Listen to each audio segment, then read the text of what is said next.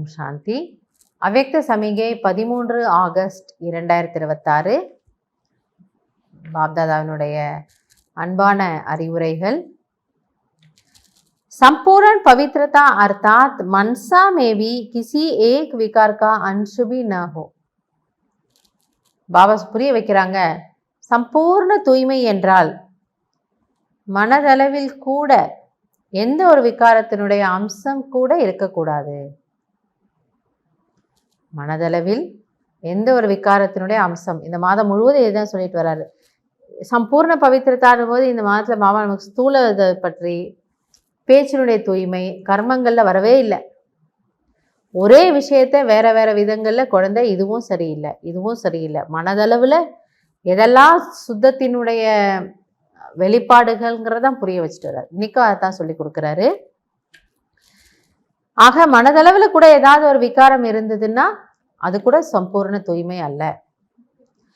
ज्ञान गुण और सर्व शक्तियों की प्राप्ति में सदा संपन्न सर्व प्राप्तियों के लाइट का क्राउन स्पष्ट दिखाई दे. அப்ப அது எப்படி இருக்கணும், என்ன இருக்கணும்னு சொல்றாரு.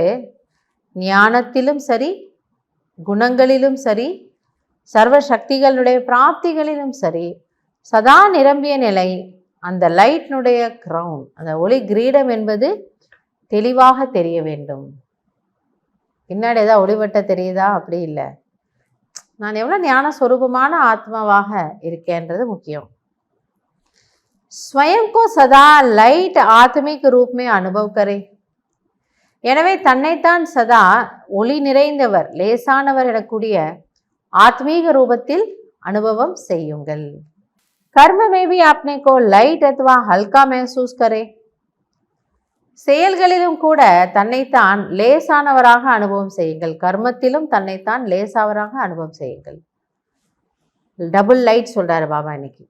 மனதளவுலையும் நான் லேசா இருக்கிறேன், செயல்கள்லையும் நான் லைட்டா இருக்கிறேன். என்னுடைய ஸ்வரூபமே ஒளி ஸ்வரூபம். நான் ஒரு அவ்யக்த ஃபரீஷ் தான், அப்படி கூட நினைச்சுக்கோங்க. இல்லை, நான் அசரீரி நிராகாரமான ஒரு புள்ளி வடிவான அழகான ஒரு ஆத்மா.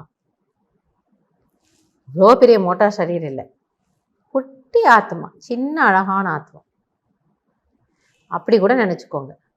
ஆக மொத்தம் அந்த டபுள் லைட் ஸ்திதி அதுதான் பவித்திரதாவினுடைய வெளிப்பாடு. தூய்மை இருந்தால் தான் இந்த ஸ்திதி வருது. நீங்கள் லேசாகவும் இருக்க முடியும், அந்த லைட் ஸ்வரூபத்தை நீங்கள் ஃபீல் பண்ண முடியும். எனவே நீங்கள் அது இன்னைக்கு வருதான்னு பாருங்கங்கிறார். என்னுடைய லைட் ஸ்வரூபம் என் கண் முன்னாடி வருதா, இல்லை எதனாலவாவது இந்த ஒரு லேசான நிலையை அனுபவம் பண்ணாமல் நான் ஏதாவது பாரத்தை மனதளவில் ஹெவினஸ் வெயிட்டை தூக்கிட்டு இருக்கிறேன்னா அது என்ன வெயிட்டு, ஏன் இது வருது?